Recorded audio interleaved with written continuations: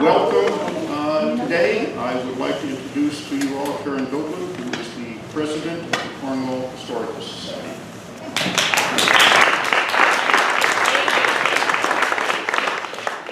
Thank you so much for coming. All of you know the mission of the Historical Society is to preserve and celebrate the history of Cornwall, really the people of Cornwall. So the best way to do that is to sit around and tell stories, and that's what we're here for. I rarely quote Gloria Steinem, but she did recently talk about the mystical power of sharing stories.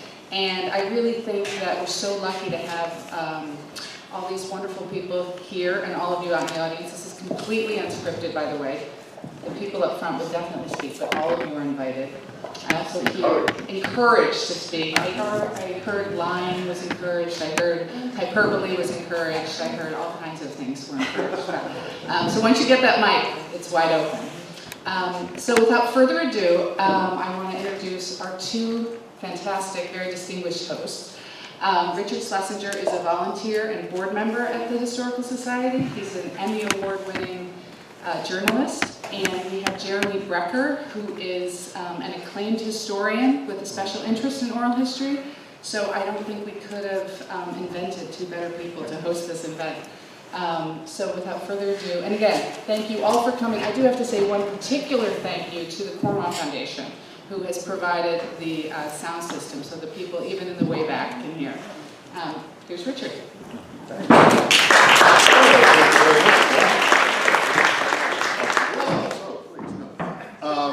So Jeff Jacobson is the guy who said that lying is encouraged, and since Jeff is a long-time salesman, he knows a little thing or two about lying.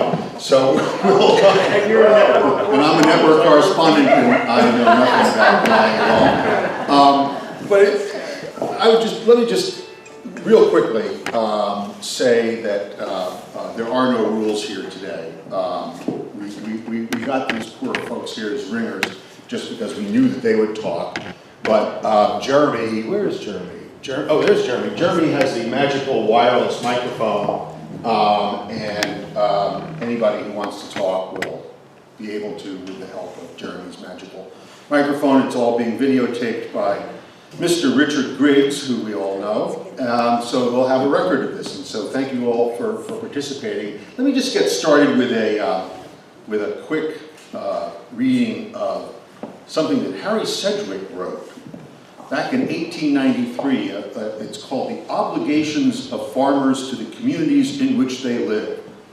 So farmers, take note, you have obligations. Farmers, unlike mechanics, laborers of any kind, or even professional men, are fixtures in any community in which they live. They cannot pull up stakes and move at short notice if anything goes wrong, but must fight it out on that line if it takes a lifetime. Often their plan of work is such that it is years before they reap the benefit of their labors, and any sudden change, either from inclination or because of misfortune, brings a loss. We presume that most of our farmers do not hold their farms for speculative purposes, but that they have come to them either by inheritance or else they have bought them to create homes in which to develop that which is best in life, and to raise men and women that will be a credit to our state.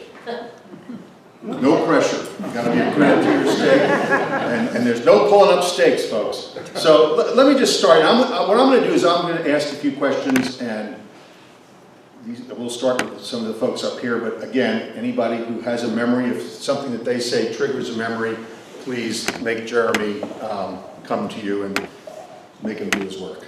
I just want to start. Who amongst you guys, who do you think has the earliest memory of farming? I know, Ed, you were raised on a dairy farm. What's your earliest memory? Chasing cows. What's that? Chasing cows that got out through Ann Peterson's garden. She was not a happy camper about that. How many times did that happen? Too many to count. Did you catch them all the time? Usually, yes. Ed? Well, no, I was gonna say, I'm still doing that now. Yeah. Chasing cows on a daily basis. I think probably one of my earliest memories on the farm was riding around in the truck picking up hay, picking up hay bales. Could barely see over top of the cab, and we'd go out and try and roll bales because we picked them all up by hand at that point. And trying to be a help. Can't hear. Oh, sorry. And trying to be a help, you know, trying to roll bales around and riding around in that truck, and it was probably one of my earliest. How many folks were there on your farm? Just you and your family? Yeah, just my mother and father and my brother and I. So it's 4 people? Yeah. And how many cows did you have to care for? We milked anywhere from 45 to 55 cows, and we had probably another 10, 15, 20 livestock. Wow. So we were pretty good. My father, excuse me, was a pretty busy man, and my mom. How many? How many? So, We milked about 45 to 55 cows, and then we had another 15 or so young stock all the time. Where was your farm? It was at the bottom of Bunker Hill. it's still there. Still there. It's the farm when you're coming down Bunker Hill. And Christmas, they always have that nice wreath on the silo that's lit up. It's beautiful. Larry, you told me a story about trying to corral, get the cows to come in. Tell us that story. Well, it was a summer night, and the herd got out, and probably at that time we were milking about 80 cows. And Dad had a bucket of grain, and he said, take this bucket and tap on it, and when they hear that, they're going to start following you. So I tapped on the bucket, and all of a sudden I have 80 cows stampeding towards me. And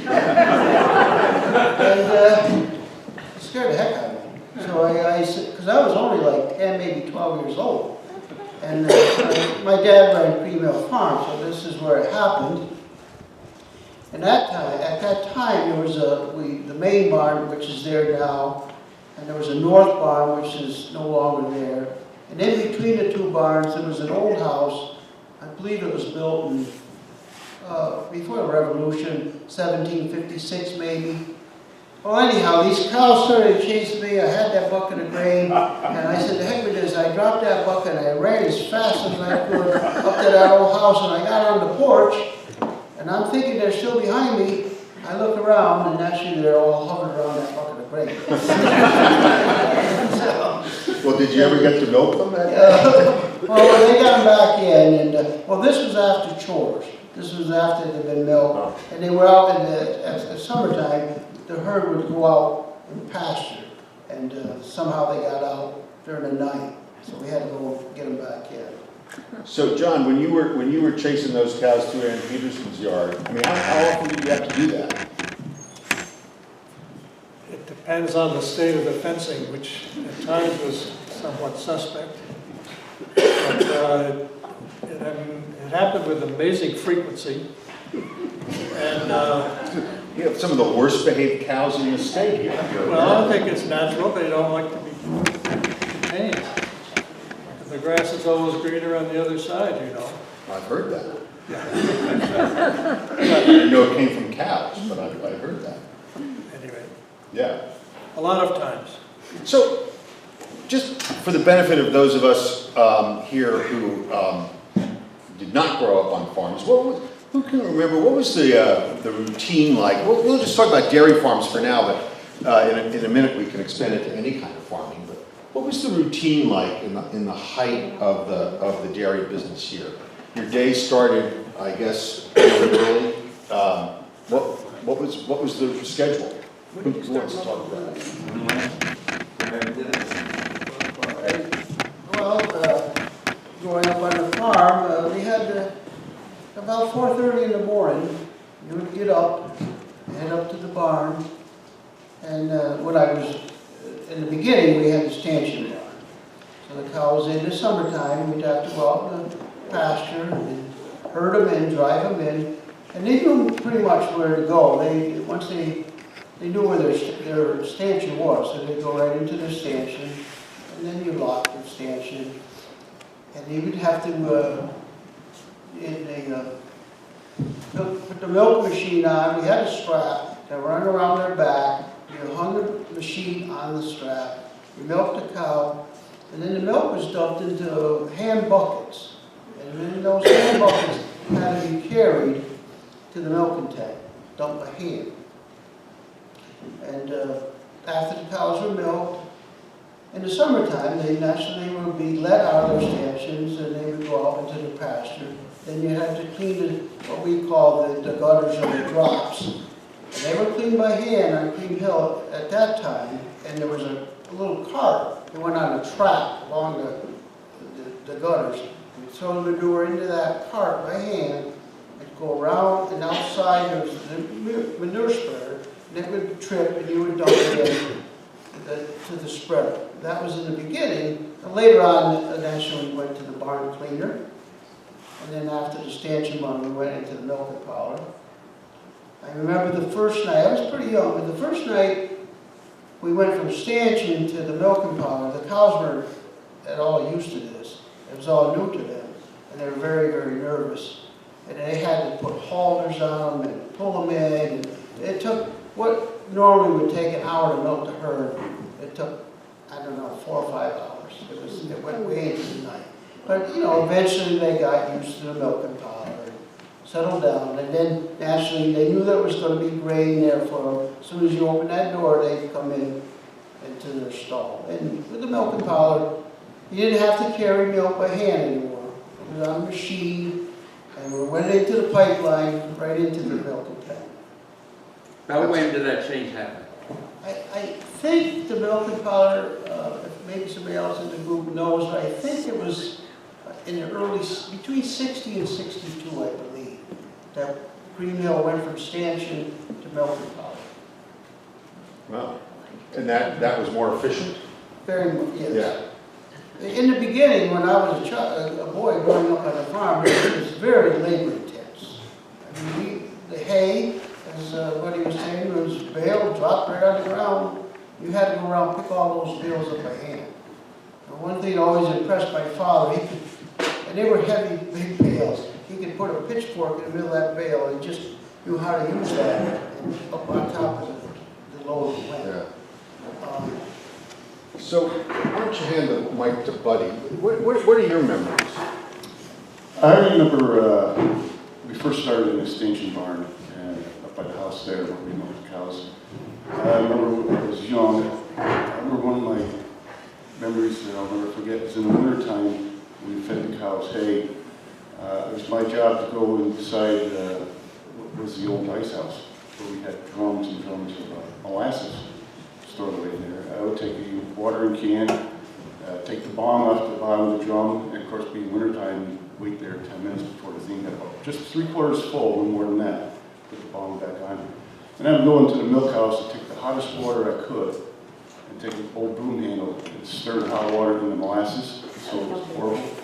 And then we would feed out hay. It was my job as a youngster to lug that watering can and pour that molasses on the hay, all the way down to one end of the barn, go back, get some more molasses, go on the other side of the barn, and feed the molasses on the hay, which made him eat more of it.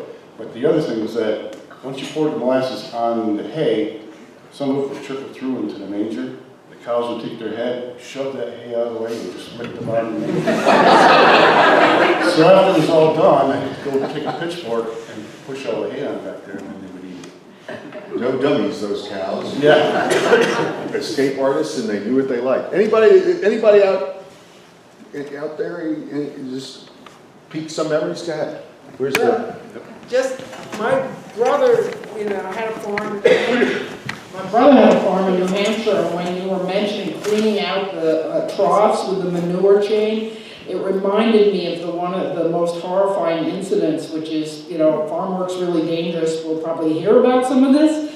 And his neighbor got caught in the manure chain, and it ripped his shoulder right off. He was on it, he was screaming, and finally one of the kids came out and turned it off. He survived, but with one arm. Wow. So farming and wood cutting, very dangerous. Yeah. Wow, that's a scary deal. I wanted to, I forget which one of you, I was talking to a few people before we started, and somebody said, it might have been you, Ed. Or maybe it was one of you. Anyway, somebody was talking about the sound of the grain going into the silo, I guess, and what that was like. Was that you, Ed? I don't remember what that was. Talk to me about when you hear that and what that brings. Because sound, you know, is a very good memory. When we put the silage into the silo, the reason I mentioned the sound, maybe it wasn't me who mentioned the sound, was the kernels and the cobs all cut up. As they go up into the silo, the metal chute, they make a very distinctive sound. And as the silo got close to the top, your job as a kid was to go up there and keep it shoveled away from that spout as it came in, so to get it around the silo and pack it down. And as the silo got full, you literally were up the silage to your chest just about with a pitchfork trying to shovel that away and trying to stay alive, basically. And your father, of course, was down there, couldn't hear you, and he's just pushing the silage up as fast as he could. Yeah. And it was scary at times. Can you explain about silage and the silos? I think a lot of younger people don't even know how that works and why you did it. Well, it was a way to preserve the corn that you chopped up into little fine bits, and you put it up in there and packed it in, and then you would feed it during the winter as a source of energy and protein. But I think it was, buddy, was it you was telling me, you were Larry, I'm sorry, I'm old and I can't remember things. There was what you wanted to hear was, you didn't want to hear too much rattling because you didn't want the full kernel. Was that you, buddy? Yeah. This was fascinating. Back in the early days, it was like you wanted to see the grain in the kernel in the silage. Well, that was a long thing to be doing because the corn seed has like a thin skin on it, and if that isn't cracked, then it just passes right through the cow.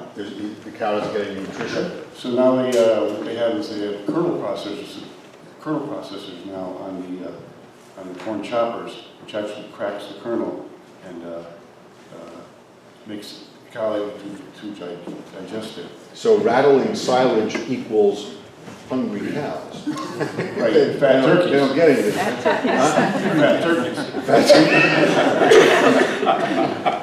And then, back in the early days, we thought chopping it finer, we could pack more silage into the silo. But it actually, in effect, affected the cows because the cows needed longer forage because when it was too fine, oftentimes when the cow calved, the stomach would flip. We call it twisted stomach. And we'd have to, you could tell if she'd ping on the side of the cow, it sounded like doing a drum.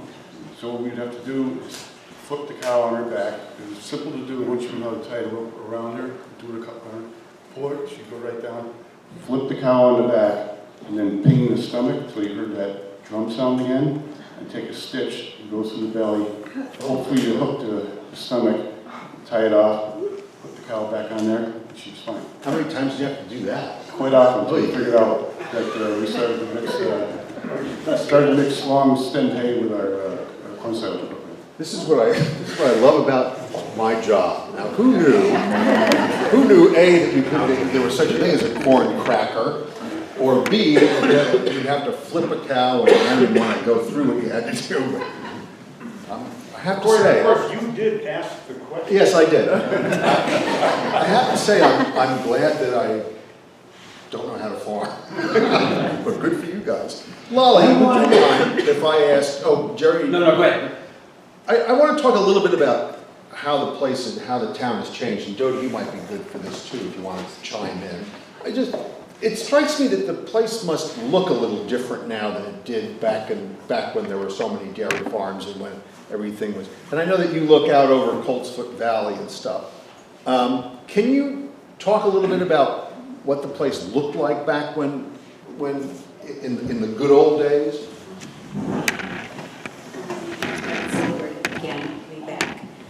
When I was little, there were no cans. There were antique shops that we talked about. Sand Road. Uh-huh. And we hear them first thing in the morning, because my memory goes way back. And the cows. Hold the mic. Oh, I'm sorry. That's okay. And stand up? Sure. Would you mind standing Not up? at all. I know you're a little shy, but she's got a lot to say. That's all right. She's got a lot to tell us. So, should I repeat all that? No, it's fine. That's It's all right, okay. just Yep. keep going. So, my memories go back to the sound of Mr. Smith coming over. Actually go back to infancy, because my mother would have us in the playpen right out on the porch across from Valley Farm, or from Colton You know, Farm. let Jeremy hold the mic. Okay. So that Okay. And so my sister and brother and I would be there, and so we would see the calves, we would hear them first thing in the morning, and then our father would take us and mother down at night, and we'd go down and sit in the trough with the little calves, and then our day became like a clock. It was, we'd watch the cows go down the valley to the end and come up, so I learned to tell time that way, how to count. Great stories, and it was this beautiful, incredible landscape, but the cows made it come alive. But it was, at that time, the village was graced by huge elm trees, and then the elm blight took those, and it was just a very beautiful, almost like an old English countryside estate. And that was John's family, and I had the wonderful blessing of living right across from there, and then later in life, raising my own family at the end of the valley.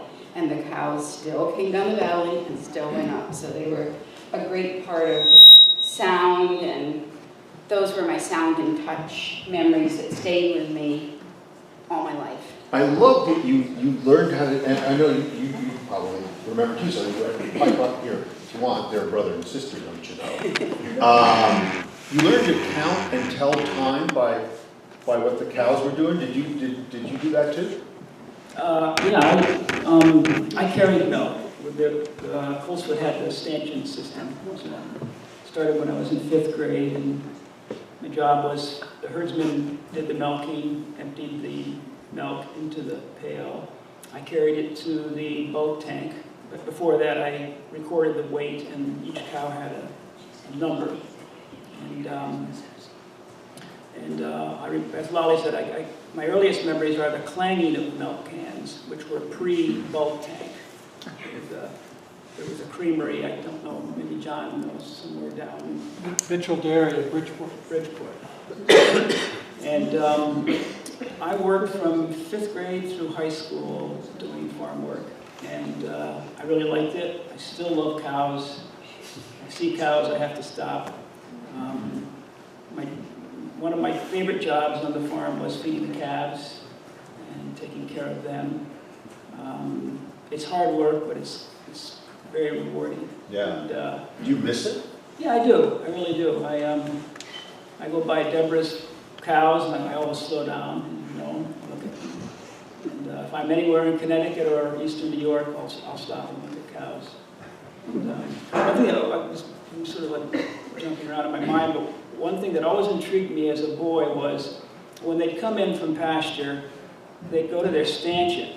I can just see it now, the big door in the back, and Dick would call them, and they'd go in, and one group on this side would go down, and let's say it was number 405, and make a left right into their stanchion.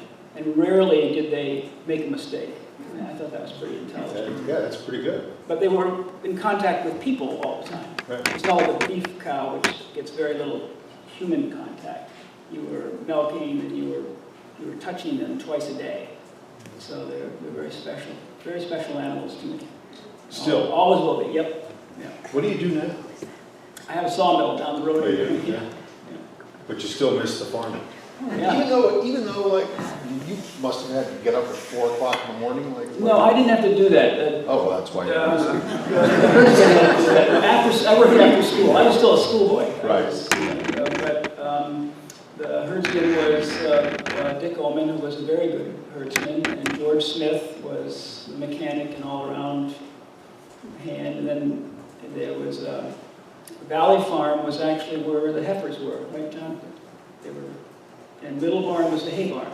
Correct. Yeah, One of the hay barns. one of the hay barns.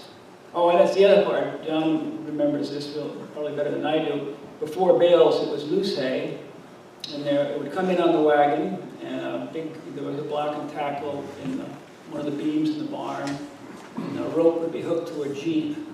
This thing would come down and clamp a big clump of it, and then the jeep would back up. I'm visualizing this, I'm going back like 60 years, and it would elevate it, and then it would move on a track and be dumped, and then spread out. And when the baler came, it was very exciting to see something that did something. It was in the late 50s, I guess, when the first baler was there. It's interesting listening to you talk and to Lolly talk. There's like an emotional connection to the past that you guys still have. Oh, yeah. Even though, I mean, it was hard. I mean, that's hard work. Talk to me a little bit. I was really interested in how you felt about the cows, because I'm an animal person. But that was the first thing that you mentioned, or one of the first things that you mentioned. It must have been a powerful memory. Well, yeah, I got attached to them. There was one that I was really attached in her. It was 405, I remember. She was bow-legged. Do you remember that little cow? Probably. Probably. Probably chased her for you since you are a couple of times. But they were more than milk-producing beasts of burden. I was a boy too. I was 12, 13 years old, and I spent a lot of time in between when in the winter they'd be in all winter, which is another extraordinary thing about dairy cows. The areas below the barn and above it, the cows are on the first floor, and above it is all this hay, and their body heat would keep it, even on the coldest day, it would be fairly warm in there. And I think it was because their normal temperature is higher than ours. 101. 101. Yeah. 101. Yeah. Yeah. And I'm just sort of collecting my thoughts. When Buddy was talking about the molasses, I remember putting molasses on silage, especially in February when it was getting sour, and they didn't want to eat it. And, black strap, big barrel. Buddy's cows weren't fooled by the. They didn't. No, they were. Your cows ate the silage too? They like the molasses, and I was pretty liberal with it too. Yeah. The husband wasn't looking, I'd dump a little more on. Well, that's why they remembered where to go. Richard, that's why they remembered to go to 405. When Duke was talking about the loose hay and with the track that would go along the overhead of the barn, I just want you to know that 20 years ago when we bought the middle barn and turned it into a house, that rail is still there. The carriage that goes on it is still there, and that's where the main lighting fixture in the barn hangs from. So all of that stayed in place. That's good to hear. How about, did people hear that? That one of these rails is still in place at Jeff and Gale's? Yes, ma'am. Yeah, I remember that, oops. Hold on.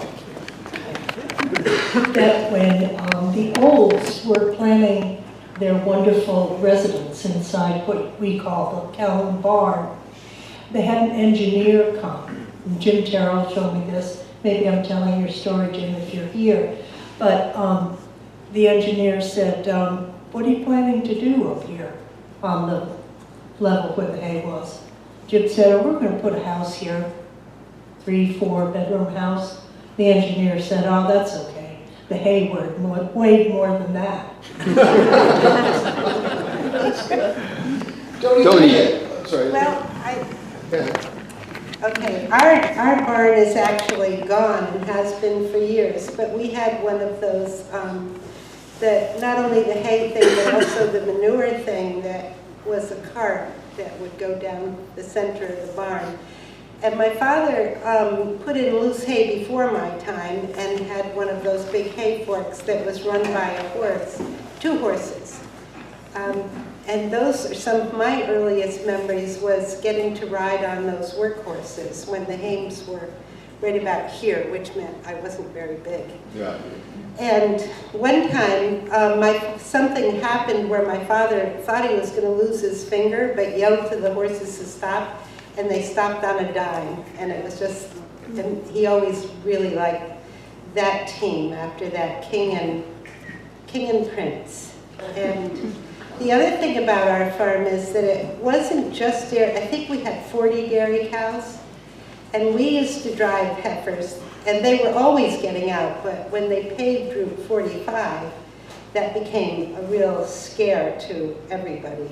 And my mother used to have us kids go with her to drive the heifers down Route 45 and then up Bald Mountain Hill, which, if you know what that is, it's really steep. And Homer Page's house up there was our heifer barn. Huh. And so our job was, my mother would drive the cows. She always had like a red handkerchief and a red handkerchief on the end of a stick and on her head to keep the cars so they'd see us. I don't know if that really worked. And we'd go up Bald Mountain, and the thing about that hill was the heifers would run into the woods. They didn't want to go up the hill. So as a kid, one of my earliest memories was running into the woods like deer to chase the cows back, the heifers back onto the road so they could continue to go to the heifer pasture. And about the stanchions, my father had, well, I guess his father was very involved in the farm too, and he had sold some of the herd at one time. And my father went and bought some cows about 5 years later, 4 or 5 years later, I guess. And one of the cows came into that barn and went right down the aisle and started butting this cow because she was in her stanchion. She had come back after 4 years, and her name was Marie, and she wanted her stanchion back. She's been gone for 4 years? Yeah, she'd been gone a long time. And that's why my father knew who she was, because she wanted her stanchion back, and he didn't have to look at Well, I'll never There look she at cows was. the same way again. She was in Jersey, of course. They're molasses-stealing, good memory And we animals. did molasses too. And the thing I remember about silage the most was the smell. It was just really, Pervasive. yeah, it certainly was. Was that an unpleasant smell? Well, I don't know, it was a farm smell. I didn't mind it. Yeah, what did you say, John? The stink of silage is clinging and it's really pervasive. You can't get rid of it. And it's, you know, you follow it around, you can go around the corner, you can smell something, well, here comes so-and-so because you knew it's. Yes. And the store always smelled of some part of the cow, either The store always smells. Front end yeah, or when the you rear went end. in the cow, it's so clean now, but it would either be manure or silage. Well, Dodie, you were chopping wood and stuff too as a youngster, weren't you? Well, we had a sawmill on the farm, and I don't remember an awful lot about that. I remember the 2 teams of horses that would bring logs in, and we'd go up and get a load of firewood on a sled, big sled, with a team. But, and then I later on logged with horses for a while and had a cow of my own, family cow for the kids. But our Dodie, you farm, remember that big load of firewood that you and your